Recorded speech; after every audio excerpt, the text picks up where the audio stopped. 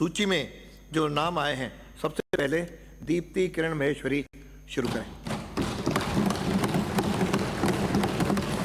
माननीय अध्यक्ष महोदय, आपने मुझे परिवर्तित बजट 2024-25 पर बोलने का अवसर प्रदान किया, उसके लिए मैं आपका बहुत बहुत धन्यवाद ज्ञापित करती हूँ। कल हम सभी ने देखा सबका साथ सबका विकास वाला बजट, हमारे राजस्थान के एक बेहतरीन भविष्य के एहसास वाला बजट, एक ऐसा बजट जो उन्नति के तमाम आधार लिखेगा, एक बजट जिसमें हर क्षेत्र के लिए कुछ न कुछ दिखेगा, एक बजट जिसमें बांध, नहर और नल तक के वादे हैं, एक बजट जिसमें जन समस्याओं के समाधान के इरादे हैं, एक बजट जिसमें बिजली, सोलर और जीएसएस के निर्माण समाये हैं, जिसमें सड़क, पुल और एक्सप्रेस हाईवे के नए मार्ग बताए हैं। सिर्फ सड़कें ही नहीं, पूरे यातायात पर हमारा ध्यान है। मेट्रो और इतनी बसों की घोषणा उसी का परिणाम है।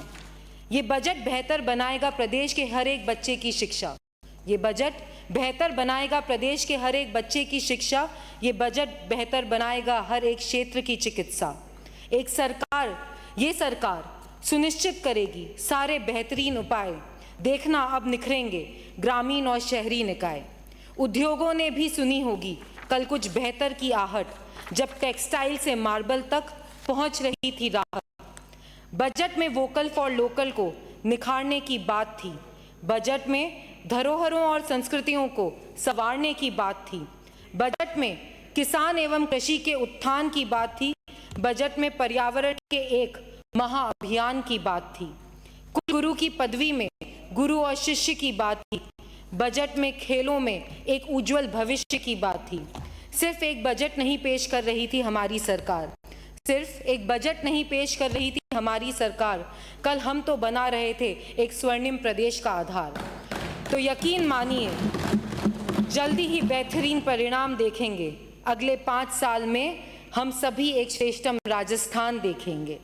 जी हाँ, कल का बजट बिल्कुल एक श्रेष्ठतम राजस्थान आधारशिला की तरह था, जिसमें प्रत्येक शब्द इसकी नींव को मजबूत कर रहा था कि हमारे जो 10 संकल्प हमारे 10 मजबूत पिलर की तरह लग रहे थे, जिन पर राजस्थान का निर्माण होगा।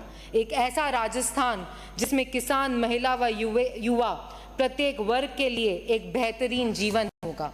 माननीय अध्यक्ष महोदय, मैंने अपना ये उद्बोधन पहले ये चर्चा कुछ पंक्तियों के साथ पेश इसलिए करी क्योंकि इतना अच्छा बजट जिसके अंदर कोई भी वर्ग वंचित नहीं रहा, हर वर्ग के लिए सोचा गया, हर वर्ग के लिए इस बजट में कुछ न कुछ इंक्लूड किया गया है। माननीय अध्यक्ष महोदय, प्रदेश की जनता ने पिछले विधानसभा चुनाव में कांग्रेस पार्टी का जो जंगल राज था उससे मुक्ति पाकर भारतीय जनता पार्टी को सरकार चलाने का जनादेश दिया। माननीय अध्यक्ष महोदय, भारतीय जनता पार्टी ये विश्वास दिलाती है कि आने वाले 5 वर्षों में कुशासन से, इस पिछले 5 वर्षों में जिस तरीके से कुशासन हमारे इस प्रदेश में रहा, उससे मुक्त कराएगी और विकसित राजस्थान की तरफ राजस्थान को बढ़ाएगी।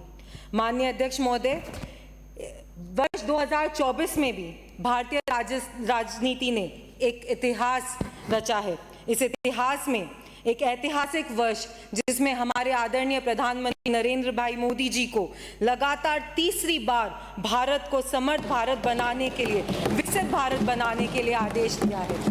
माननीय अध्यक्ष महोदय, एक युवा विधायक होने के नाते से इस सदन में दूसरी बार जनता के प्यार की वजह से मैं आज यहाँ पर खड़ी होकर एक बात जरूर पूछना चाहूंगी। हमारे सभी विपक्ष में बैठे हुए, मैं तो आदरणीय ही बोलूंगी, पर हमारे सभी विपक्ष में बैठे हुए साथीगण जिन्होंने बड़ी बड़ी बातें कही संविधान को लेकर, बड़े बड़े प्रश्न उठाए कि संविधान का हम जिस तरीके से भ्रमित करने का, असत्य फैलाने का काम करा है कि भारतीय जनता पार्टी आते ही संविधान को बदल देगी। मैं ये जानना चाहती हूँ कि क्या ये भारतीय जनता पार्टी थी कि कांग्रेस की पार्टी थी जिन्होंने आपातकाल लगाकर संविधान का सबसे पहले, अगर संविधान को किसी ने कुचलने का काम किया है तो इनकी पार्टी ने करा है। आज ये बड़ी बड़ी बातें करते हैं संविधान को सुरक्षा देने की। आज संविधान को सुरक्षा देने की ये बड़ी बड़ी बातें करते हैं, लेकिन ये वही पार्टी है जिसने संविधान को कदम कदम पर सिर्फ कुचलने का काम करा है। माननीय अध्यक्ष महोदय, ये हमारे आदरणीय प्रधानमंत्री मोदी जी की विकास भरी सोच का नतीजा है कि पिछले 10 वर्षों में भारत ने एक नया आयाम क्रिएट किया है। माननीय अध्यक्ष महोदय, हम सब युवा पहले जब राजस्थान या जब भारत की बात आती थी तो जिस तरीके से विदेश के लोग हमारी तरफ नजरें उठाकर देखते थे, आज उन लोग हमारे को सम्मान की नजरों से देखते हैं, और ये सिर्फ और सिर्फ प्रधानमंत्री मोदी जी के आयामों की वजह से हुआ है। माननीय अध्यक्ष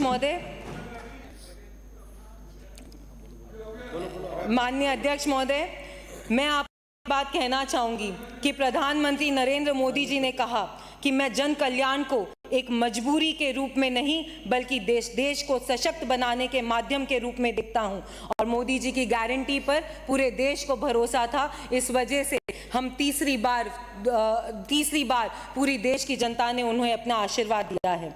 माननीय अध्यक्ष महोदय, मैं हमारे मुख्यमंत्री भजन लाल जी शर्मा के नेतृत्व में राजस्थान सरकार भी सुशासन और जन कल्याण की अवधारणा पर विकसित राजस्थान बनाने की दिशा में आगे बढ़ गई है।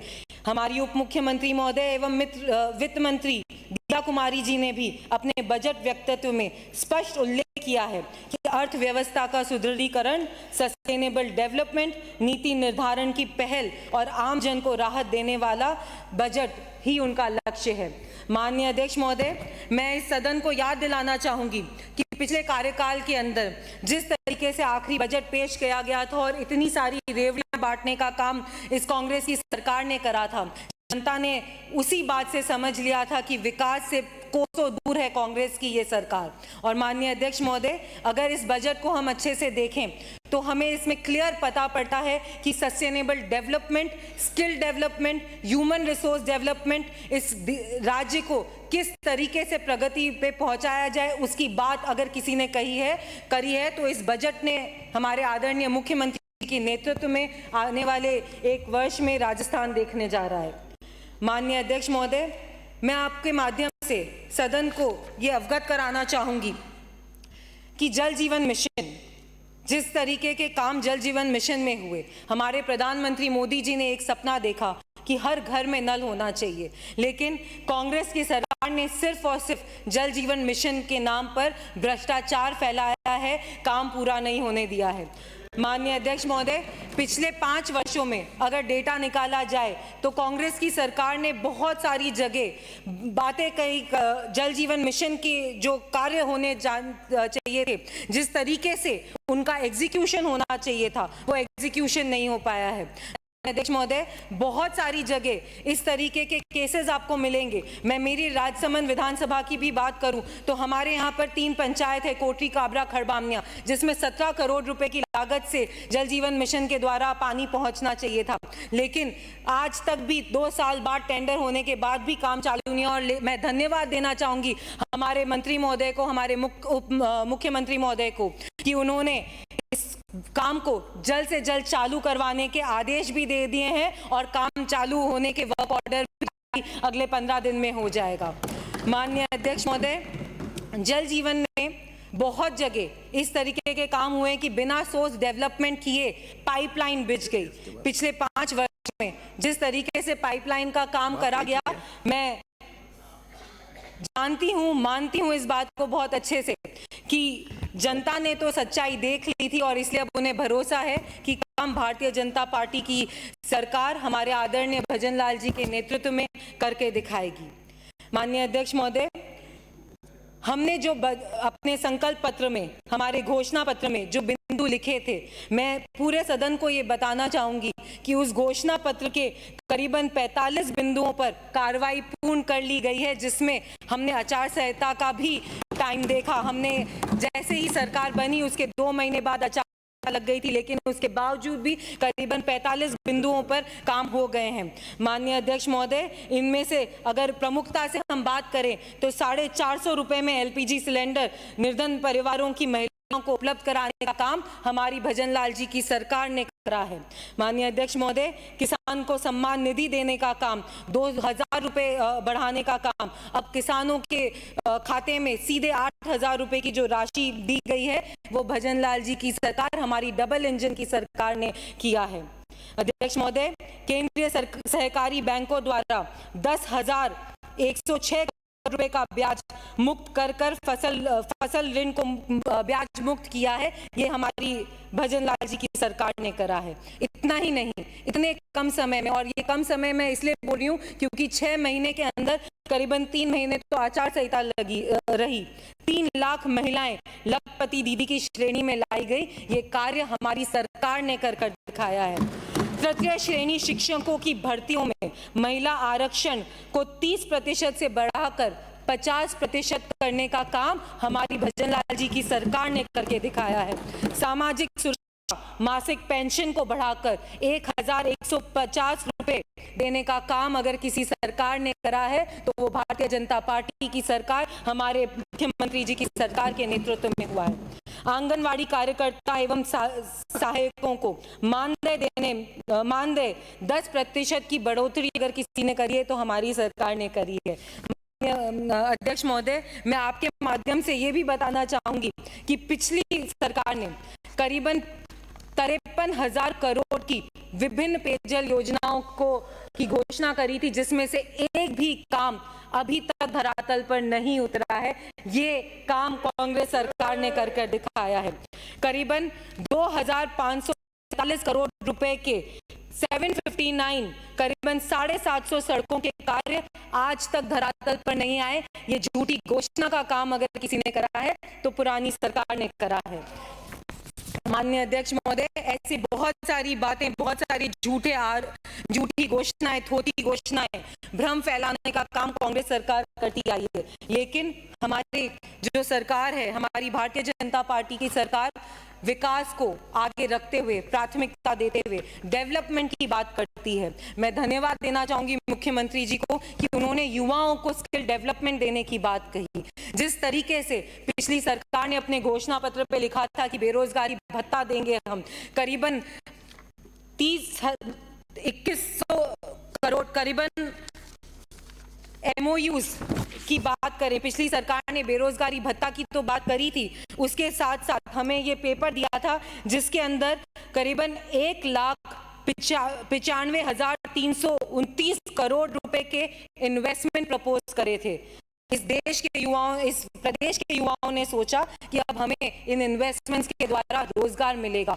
पढ़े लिखे युवाओं ने सोचा कि अब हमें राजस्थान से बाहर नहीं जाना पड़ेगा, अपने प्रदेश में अपने परिवारों के बीच में रहकर हम काम कर सकेंगे। लेकिन मैं सदन को बताना चाहूंगी कि इन इन्वेस्टमेंट्स की घोषणा में से सिर्फ और सिर्फ 15% MOUs कहीं ना कहीं उनका इन्वेस्टमेंट आया है, वरना किसी भी इन्वेस्टमेंट की कोई बात यहाँ पर नहीं हुई है। इस तरीके के काम कर रहे हैं। इसलिए मैं मुख्यमंत्री जी को धन्यवाद देना चाहूंगी कि आपने बात करी स्किल डेवलपमेंट की। माननीय अध्यक्ष महोदय, मैं जिस विधानसभा क्षेत्र से आती हूँ, मार्बल इंडस्ट्री एक वहाँ पे प्रमुख उद्योग है। सबसे पहले तो मैं धन्यवाद देना चाहूंगी कि आपने हमारे को मार्बल मंडी दी, जिसकी हमारे यहाँ का उद्योग बढ़ेगा।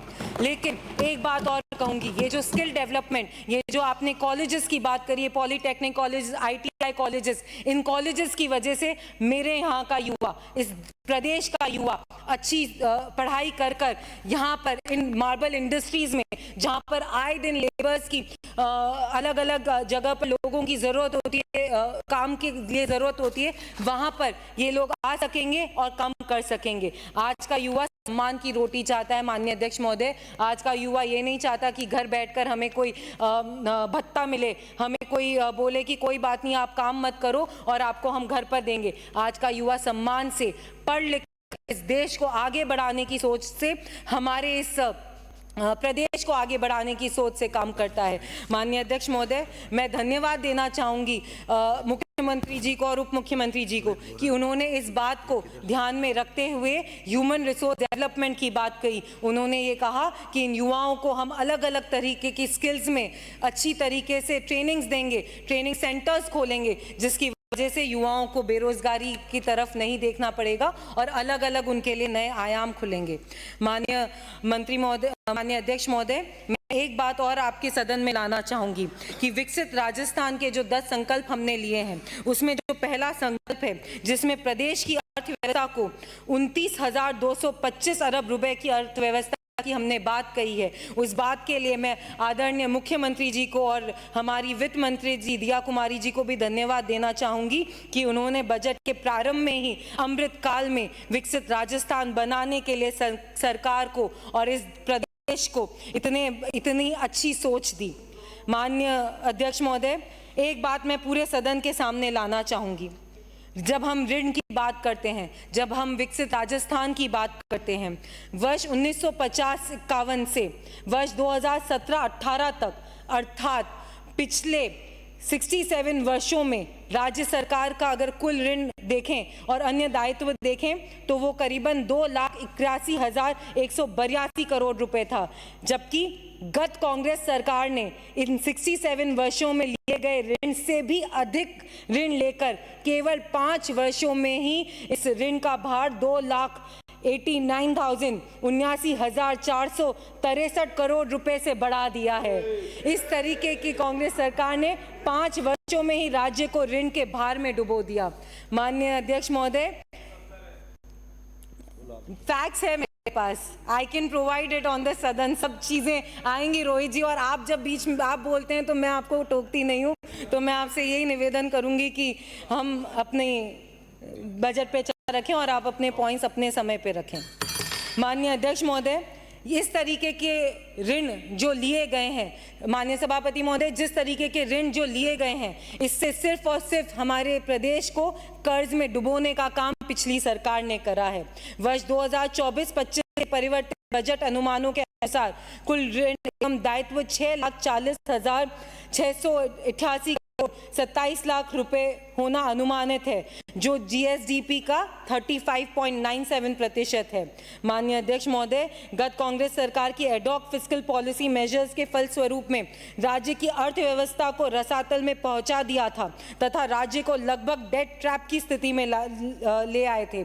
हमारे पूर्व के नेता उपनेता प्रतिपक्ष राजेंद्र जी राठौड़ ने भी यहाँ पर बोला था कि किस तरीके से आरबीआई ने इस बात की आलोचना करते हुए सरकार को लिखा है पत्र कि आप इस तरीके से भार प्रदेश पे नहीं कर सकते, लेकिन हमारी सरकार ने एक होलिस्टिक डेवलपमेंट के लाते हुए, एक होलिस्टिक विचार रखते हुए आज जो जीएसडीपी की वृद्धि करी है, जब 2023 में दिसंबर 2023 में जो जीएसडीपी की थी, जो ग्रोथ रेट थी वो 11.58% थी, जिसको बढ़कर विद इन 4 मंथ्स मार्च 2024 तक 12.56% हो गई है। मैं धन्यवाद देना चाहूँगी मुख्यमंत्री जी को कि उन्होंने इतने कम समय में इस ग्रोथ रेट में वृद्धि करी है। आपका बहुत बहुत आभार है इस बात के लिए। माननीय अध्यक्ष, माननीय सभापति महोदय, बहुत सारी बात बिजली को लेकर हुई। इस बिजली के लिए भी मैं आपके सामने कुछ फैक्ट्स लाना चाहूँगी।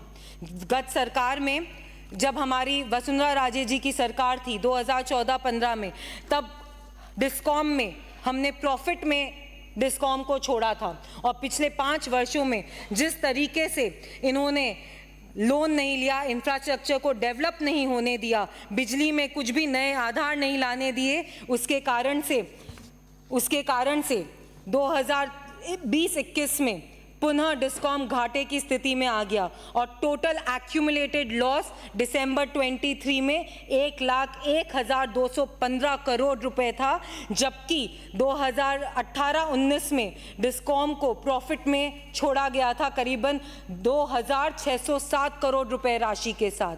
माननीय सभापति महोदय, इस तरीके का मिसमैनेजमेंट करते हुए, जिस तरीके का भार डिस्कॉम को लेकर, हमारे विद्युत को लेकर ये कांग्रेस की सरकार छोड़कर गई है, मैं धन्यवाद देना चाहूँगी मुख्यमंत्री महोदय को कि उन्होंने इतने कम समय में पीएसयू से एमओयू कर नए आदेश जारी करे हैं जिससे डिस्कॉम की आर्थिक स्थिति सुधर सके।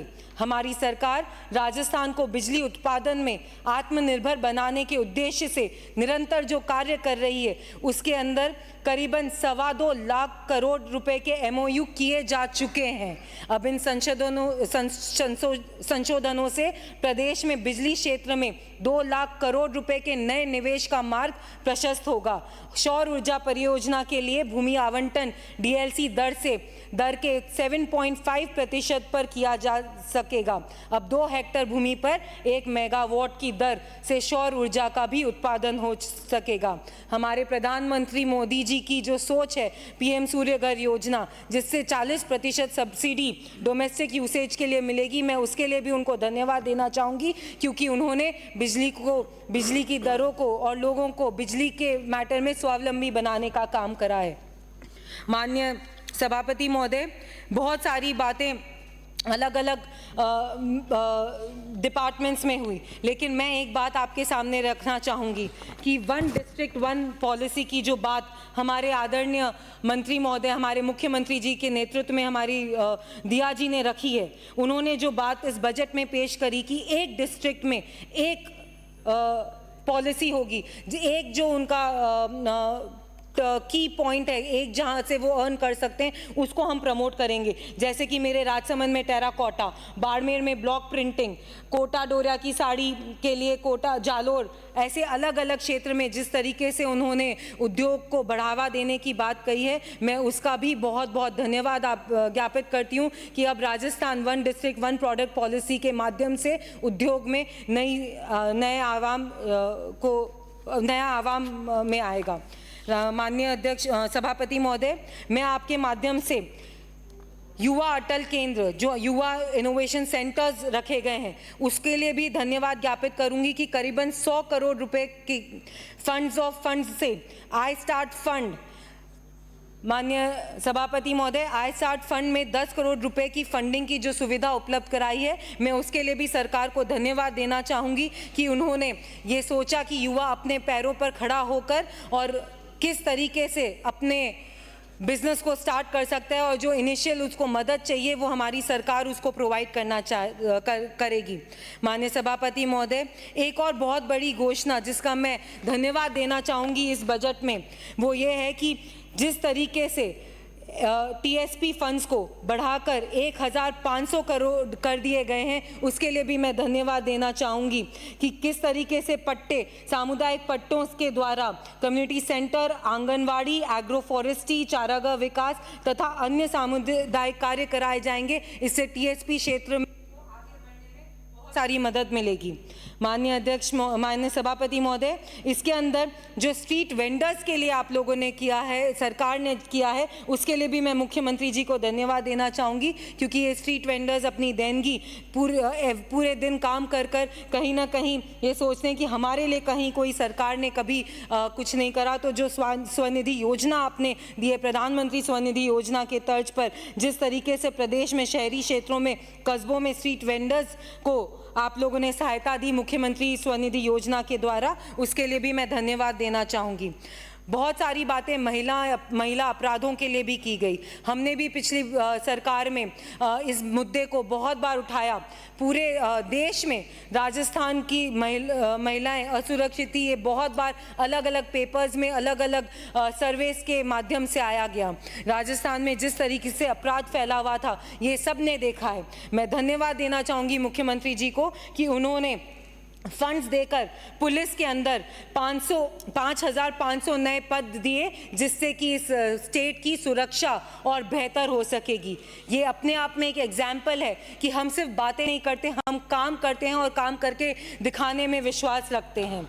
माननीय सभापति महोदय, अपराधों की बात, साइबर क्राइम की बात, पेपर लीक की चोरी की बात इस सदन में बहुत बार उठी, लेकिन उसमें कोई भी काम नहीं किया गया। मैं धन्यवाद देना चाहूँगी मुख्यमंत्री जी को कि उन्होंने अपना पदभार संभालते ही करीबन 100 से ज़्यादा लोगों को जेल के अंदर पहुंचाया। इस पेपर लीक प्रकरण में साइबर से जो धोखाधड़ी हो रही है, उसमें भी उन्होंने सुचारू रहकर बहुत सारे काम करे हैं। माननीय सभापति महोदय, बहुत सारी बातें अलग अलग सब कहते हैं कि हमने ये काम किया, लेकिन ये बजट जो पेश किया गया है, ये वाकई में हर वे में होलिस्टिक बजट है, हर तरीके से सब जनों को सुविधा देने का बजट है। मैं ये बात आपके माध्यम से वापस से इस सदन में कोट करना चाहूँगी कि माननीय प्रधानमंत्री जी नरेंद्र मोदी जी ने शासन सुशासन के संबंध में कहा था, हमने सत्ता के माइंडसेट को भी बदला है, हम सेवा का माइंडसेट लेकर आए हैं। हमने गरीब कल्याण को अपना माध्यम बनाया है, हमने तुष्टीकरण नहीं बल्कि संतुष्टिकरण को अपना आधार बनाया है। माननीय सभापति महोदय, इसके रहते जिस तरीके से रोड सेफ्टी की बात कही गई इस बजट में, जिस तरीके से रोड सेफ्टी के लिए अलग अलग आयाम लिखे गए हैं, उसका भी मैं बहुत बहुत धन्यवाद देना चाहूँगी। माननीय सभापति महोदय, एक और बात ज़रूर मैं आपके माध्यम से इस सदन के पटल पे रखना चाहूँगी कि जब हम बात करते हैं ग्लोबल वार्मिंग की, हमारे मुख्यमंत्री जी ने एक बड़ा अभियान, एक बड़ा मिशन हरियाणा और राजस्थान के माध्यम से लगभग 4000 करोड़ रुपए की राशि व्यय करने का काम की घोषणा करी है। उसके लिए भी मैं धन्यवाद देना चाहूँगी हमारे मुख्यमंत्री महोदय जी को। हमारी प्रधानमंत्री जी की सोच कि एक पेड़ अपने माँ के नाम, उस सोच को आगे बढ़ाते हुए, उस सोच से प्रेरणा लेते हुए ये काम राजस्थान में होगा और मेरे क्षेत्र में तो इस काम से बहुत ज़्यादा फ़ायदा मिलेगा, क्योंकि माइनिंग एरिया होने की वजह से हमारे यहाँ पर हरियाली की जो कमी है उसकी वजह ये हरियाणा और राजस्थान हमें उसमें मदद करेगा। मैं आपके माध्यम से धन्यवाद देना चाहूँगी मंत्री महोदय को कि उन्होंने राजसमंद विधानसभा में गिलून को तहसील बनाने का काम करा है, जिससे हमारे को उस एरिया में नए विकास के कार्य भी मिल पाएंगे। मैं आपके माध्यम से सिंचाई मंत्री जी, वित्त मंत्री जी और मुख्यमंत्री जी को धन्यवाद देना चाहूँगी कि खारी फीडर की एक बड़ी डिमांड जो राजसमंद ने देखी है, यहाँ के किसानों ने देखी है, उसके लिए भी आप लोगों ने जो सहायता करी है 150 करोड़ रुपए की, उसके लिए भी मैं आपका बहुत बहुत धन्यवाद और आभार देना चाहूँगी। माननीय सभापति महोदय, सड़क में हम सब जानते हैं कि जब तक इंफ्रास्ट्रक्चर डेवलपमेंट नहीं होगा, किसी भी प्रदेश को सही रूप में डेवलप नहीं करा जा सकता है। मैं धन्यवाद देना चाहूँगी कि जो सोच हमारे पूर्व प्रधानमंत्री अटल बिहारी जी वाजपेयी ने पूरे देश में रखी थी, उसी सोच को आगे बढ़ाते हुए, हमारे प्रधानमंत्री जी की भी सोच को आगे बढ़ाते हुए जिस तरीके से सड़क में और परिवहन में एक बड़ा बजट की घोषणा की गई है, उसका भी मैं धन्यवाद देना चाहूँगी। सरकार के 5 वर्ष के कार्यकाल में करीबन 600 अरब रुपयों की लागत से 53,000 किलोमीटर की लंबाई के सड़क नेटवर्क बनाने की जो महत्वाकांक्षी योजना की घोषणा की गई है, उसके लिए भी मैं आपका बहुत बहुत आभार देना चाहूँगी। 9,000 करोड़ रुपए की लागत से प्रादेशिक राजमार्गों, सड़कों के साथ ही bypass, flyover, elevated road, overbridge, underbridge आदि के कार्य करवाने की जो घोषणा की गई थी, उसका भी जो घोषणा की गई है, उसका भी मैं बहुत बहुत धन्यवाद देना चाहती हूँ। माननीय सभापति महोदय, अंत में मैं अपनी बात बोलने को तो बहुत कुछ है, क्योंकि इस बजट में हर वर्ग के लिए कुछ न कुछ मिला है, हर व्यक्ति को कुछ न कुछ दिया गया है, लेकिन मैं अंत में माननीय सदस्य 3 मिनट में अपनी बात समाप्त करें। माननीय सभापति महोदय, मैं अंत में अपनी बात को समाप्त करते हुए एक ही बात कहूंगी कि पिछली सरकार ने प्रदेश को दिए थे बहुत सारे मर्ज, अपराध, अत्याचार और राज्य पर बहुत सारा कर्ज। प्रदेश में पूरे 5 साल तक चला सिर्फ अपराधी दौर, पनप रहा था भूमाफिया, भ्रष्ट तंत्र और पेपर चोर। अब जनता बेफिक्र रहे, बीत गया वो अपराधी दौर, अब पकड़े जा रहे हैं पेपरबाज, हुए सरेंडर साइबर चोर, क्योंकि अब उन सभी मर्ज का इलाज तय है, राजस्थान के नव निर्माण का आगाज तय है, अब राजस्थान का सतत आगे बढ़ना तय है, हमारे राजस्थान का विकास के आयाम गढ़ना तय है, हमारे राजस्थान का विकास के आयाम गढ़ना तय है। जय जय राजस्थान, जय जय श्री राम।